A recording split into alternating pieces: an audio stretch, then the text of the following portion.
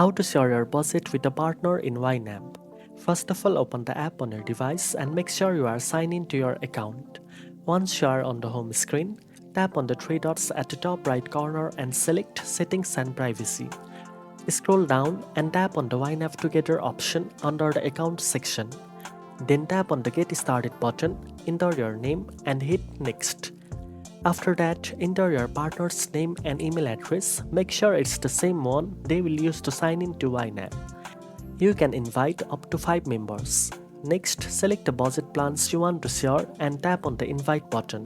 Your partner will receive an email with a link to accept your invitation. Once they accept, they will be able to view, edit, and manage your budget with you in real time. Any changes they make, like adding transactions, adjusting categories, or updating goals, will automatically sync across both of your devices. Now you know how to share your budget with a partner in YNAB. If you found this video helpful, don't forget to like, share, and subscribe for more finance tips. Thanks for watching, and I'll see you in the next one.